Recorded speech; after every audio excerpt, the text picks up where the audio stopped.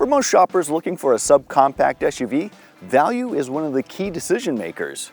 But value doesn't just come down to price. It also matters what you get for the money. What we have here is the 2024 Chevrolet Trailblazer. It's one of the more affordable choices in the class, but it's also one of the better alternatives. In the course of this review, we'll go over where it leads and where you might have to make some sacrifices. Before we get into that, do us a favor, hit like and subscribe below to get all of our latest reviews. The current second generation Trailblazer was reintroduced in 2021 after a 12-year hiatus. This time around, it's much smaller, almost 18 inches smaller nose to tail. Those in-between years were filled by the Chevy Traverse until this Korean or Chinese-made Trailblazer returned. For 2024, the Trailblazer gets a bit of a refresh with new front-end styling, a larger instrument panel, and infotainment touchscreen, and a few other minor features here and there. Up front, the top marker lights are thinner, the grille has been reshaped, and the lower headlights are smaller and set deeper into these side cutouts. Overall, I think it looks better than before and adds a little bit more of that aggressive, sporty character that you get from the soon-to-be discontinued Camaro.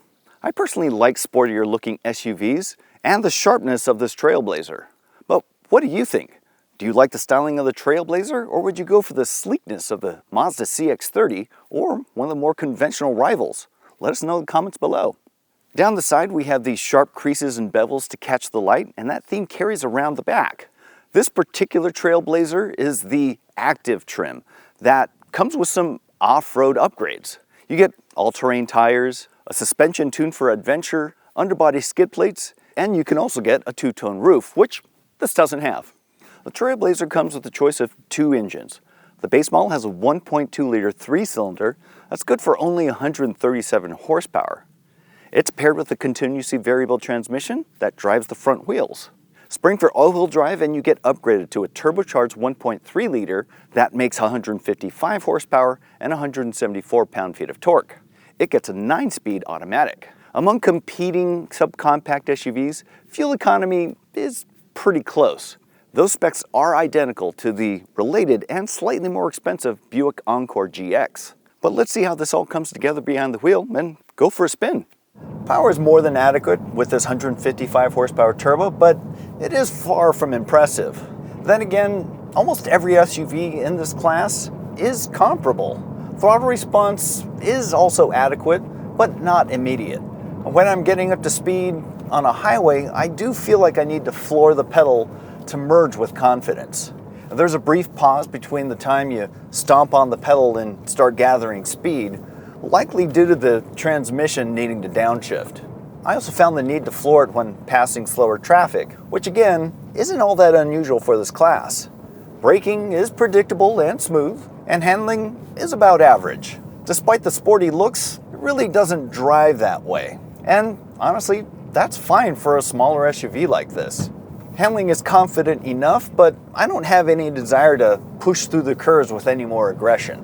More importantly, the Trailblazer is well-mannered and pleasant on the typical commute. Bumps in the road are felt, but they're kept from being harsh or intrusive. Road noise is also well muted, and I haven't heard any wind noise on the highway. Outward visibility is excellent, and I get plenty of situational awareness out the side windows. The view out the back is also much wider than you'd get in other rival SUVs. I do feel that I need to sit just a little bit higher than usual, but I got used to that fairly quickly. As a result, the digital instrument panel feels a little too low for my taste, but the simple layout makes it easy to read at a quick glance. On the whole, this Trailblazer drives exactly as it should. It's easy to drive and doesn't really distinguish itself in any significant ways. It does, however, stand out for some of its interior features, so let's pull over and go over those. The cabin is fairly attractive with a rather conventional layout. This 11-inch central infotainment touchscreen is well placed and easy to use, though some responses are on the slow side. Apple CarPlay and Android Auto are both wireless, and there is an available wireless charger right here. The digital instrument panel is also attractive, at least during the day. At night, you'll notice that the active screen is rectangular and doesn't fill that trapezoidal space fully.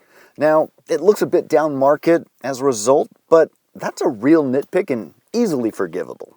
Climate controls are traditional with knobs and buttons, and there aren't a lot of bells and whistles here, and it's just easy and intuitive to use. Here in the center console, we have two moderately sized cup holders with a handy little bin right behind it. This center armrest bin, it seems a little shallow, but this tray is removable, allowing for much more storage underneath. Add in these large door pockets, and you'll have plenty of space for all of your personal effects. As far as materials go, well, it's just kind of okay. There's an abundance of hard plastics all around you, but they are well grained to at least not look cheap. I especially like these fabric inserts in the door that make it a little more inviting than just the regular old drab black plastic. Thankfully, elbow touch points are well padded. Here in the back seats, I have plenty of space. I'm 5'10", sitting behind the driver's seat, which is set for me, and as you can see, I'm not wanting for more legroom. There's also plenty of space for my feet under the seats. There's also plenty of headroom. I'm not really even coming close to touching the headliner. Now, things do feel a little closed in back here because of this thick roof pillar, but that's not uncommon in the class. Down here we have a USB-A, USB-C charger, and a household power outlet.